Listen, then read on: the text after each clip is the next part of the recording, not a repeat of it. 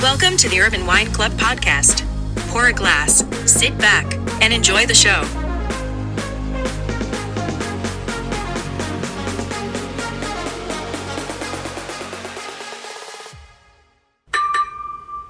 Hey everyone, welcome to another episode of the Urban Wine Club podcast. I'm Ari and with me is Foti, and today we have a great episode.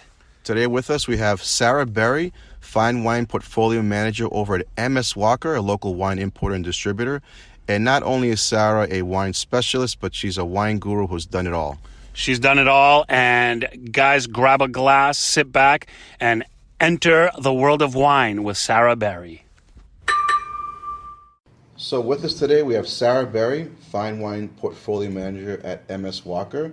Thank you so much for taking the time to be with us, knowing that you have such a busy schedule, and being that we procrastinate and stretch things, we don't want to take up too much time. But Sarah, tell us a little bit about your background and how you started in the wine business. Sure. Okay. Thanks for having me on your podcast. Pleasure. I went to college and got my degree in journalism, and I was working in TV news locally here in Boston after college, and started taking wine classes for fun. And I asked one of my teachers in my wine class, who John Hafferty. Oh, wow. This is maybe 20 years ago, so I was 21, I'm 41 now. And I said, I'd really love to do what you do. How do you get into that, especially living around here? Exactly. And he said, go try working in retail and see what you think. You can taste a lot of wines and get to know a bit about the business. So I was working full-time in news and part-time at a local wine shop and fell in love with it. And the more classes I took, the more I realized there was more to learn. Every year there's new vintages. There's always new varietals and new regions. And I convinced a friend to move out to San Francisco with me and just dove in deep and started going. So you left your profession in news? Yeah, I All said, yep, I'm done with great. news. I was young, I wasn't married, I Sure. didn't have anything really tying me down. I went to college in Southern California, so the idea of going to Northern California always appealed to me. I always loved my visits up there, and I knew it was wine country. Oh, good for you. And so went out and started working in wine bars in San Francisco and started getting all the certifications I could find. Quartermaster sommeliers, Wine and Spirits Education Trust, So you took it to the next level. Yeah, I figured I didn't go to get my master's, but I was going to make sure that if I was going to do it, I was going to do it. Right. And Very cool. so, yeah, it was so much fun. So you're in California, you're getting, you're getting yourself through the ropes of the industry, and then from California, what happens from there? Let's see, I was working in wine bars and retail, and I thought it would be really fun to make wine. And Okay. so I went and worked for a small family-owned winery making wine, and they call them cellar rats, Sure. cellar assistants, or Yep. or crush interns. And I did that with a really great family, Michael and Ann Dash, Dash Cellars. They make incredible zin. And then I thought it would be really fun to make wine in the Southern Hemisphere. That was pretty trendy. Like if you were a young 20-something with no strings attached, to work a Northern Hemisphere crush and then go work a Southern Hemisphere crush. So you're saying Southern Hemisphere, like South America? Yes. So I started poking around and asking everyone I knew if they had any connections with wineries in South America. And I got hooked up with a startup project down in Mendoza, Argentina. Really cool. Yeah, it was really cool. The original idea was to open the first ever wine bar in Mendoza where you could taste all the best wines from Argentina in one place and build a wine club. Nice. And I had worked at a wine bar that did a wine club up in San Francisco, so it was a perfect fit. That was supposed to be a 6-month consulting project, turned into 3 years. I loved it. Stayed there for a long time, and then... So how's your Spanish? Ahora está bien. Okay, good. But I became fluent, and if I put my mind in that Yes. in that I'll come frame, back I to you, can yeah. I can come back to it. But it's a little rusty now. But I worked for an amazing company, and we grew a wine club from, the two founding members' families to about Right. 500 people in a Wow. few years, very and cool. developed a really cool business with amazing. good people and great wine down there. And they gave me Spanish lessons once a week. So I had a great Spanish teacher. What an experience. Yeah, Right. it was cool. So then from that point, I guess I finally realized like home is where the heart is, Yeah. right? And I missed out on a lot of things like birth of a nephew and a grandparent Sure. passing away, and I just had for the first time in my life homesickness after being away for 12 years. And came back and I thought, what do you do in the wine business in the Northeast? Right. And so I started working in a little wine shop near my mom's house, and started asking around all the different distributors and stuff. And I started as a sales rep and ran a sales route selling wine from a distributor to retail and restaurants. And now that was 12 years ago, and now I've been back here in the Boston area working for distributors or importers for the last 12 years. Sure. So you've pretty much touched every Yeah, I was gonna facet say, of the that's wine a business, well-rounded background. from the moment you took classes to the moment that you actually worked in wine bars, Made wine. retail, you made wine, you created a wine club. What haven't you done in the wine business? That's interesting. Right? So yeah, mean, I never thought this about is it like that. Full circle. And we've had a lot of fun, different experiences, and So- there was never some set destination. So I guess the journey has been there to cover a lot of different things. That's but amazing. I'm sure I could come up with something I haven't done yet. Just Well, give it. yeah, well, sure. I'll let you know. But moving forward in this full circle, you're back to your roots, and you're representing some fine portfolios, and I'm sure you've come across, I should say, maybe possibly thousands of different types of wines. I'm sure you've probably tasted so many different styles and so many different categories, and I'm sure you've seen trends go in and out and so forth. But obviously, lately we see trends after trend after trend coming around. So having said that, we'd love to hear your perspective on the trends that are out there now, and what do you think, or what you feel strong about people should know when it comes to what's fun and exciting and they should explore and kind of dive into. Yeah, so there are so many trends, and like any industry or anything that's going on culturally, trends come and go pretty quickly. And I feel like they go more quickly now in this day and age. They used to rise up slower and take longer to go down. Back when Australia became the biggest, hottest thing, and when that went down, I think it had a bigger curve. Now the trends seem to go more quickly. Sure. But the big trends, things that people ask about again and again right now, I would say emerging wine regions. People want something new and different regions, new and different varietals. What are the interesting varietals? Sure. Not just the classic international varietals that everyone has heard of forever. Sure. Natural wine, we hear about a lot. Everyone seems to be starting to ask about natural wines. Ari, do you know what natural wines are? No. So Tell me. basically, Sarah, if you were to give someone like Ari a quick breakdown of natural wine, what would you say to him? I mean, I have a thought in my head, but I'm sure it's not. It's not fake. Yeah. Well, and it depends who you ask, Right, right? right. There isn't like the governing body that defines what is natural Correct. wine. So this is where we get into a lot of gray area, because some somms and wine buyers will want natural wine to check every single box. It's grown organically. It's sulfite-free, no chemicals, and sometimes you can check some of those boxes and not all of them. Right. But grown as naturally and with minimal intervention yeah. as possible. So if I see something that's labeled natural wine, there's no set standard. That means, okay, now I know that this is this. Right. Okay, that's interesting. It's possibly indicating that it's cleaner than probably other productions. in a sense. So we get into a slippery slope, though, Yeah. because clean, so many of the natural wines don't taste clean. They look foggy. Maybe they haven't been filtered. A lot of natural wine falls under the orange wine category, which doesn't really look white. It doesn't really look rosé. It really looks orange or unfiltered or cloudy. And so when we say clean, yeah, maybe Clean of. right, they're not using sulfur in the winery to put into the barrel before bottling to stabilize. So it can end up tasting, Harsh. yeah. Maybe, or Or not off. clean. Right. Where the practices, the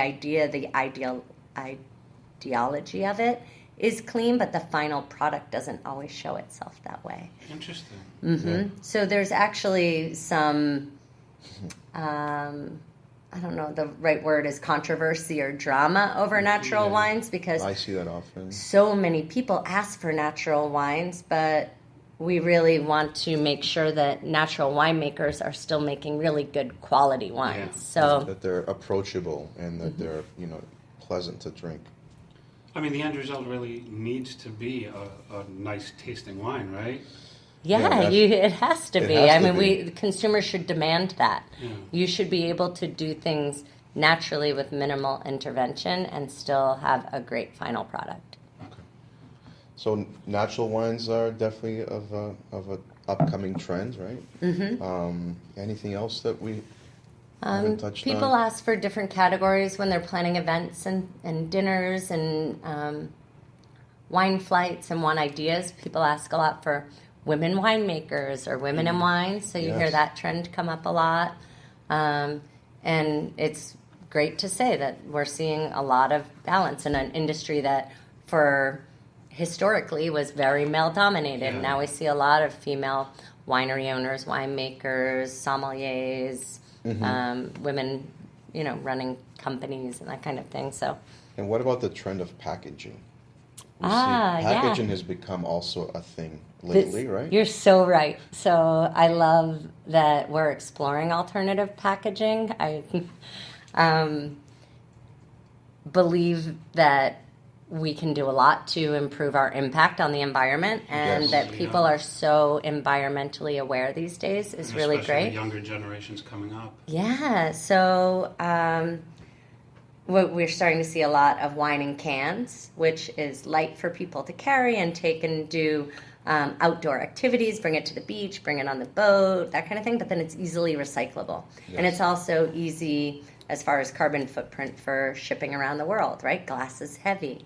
Glass is expensive to ship around the world. I have seen wine in plastic bottles. Yep.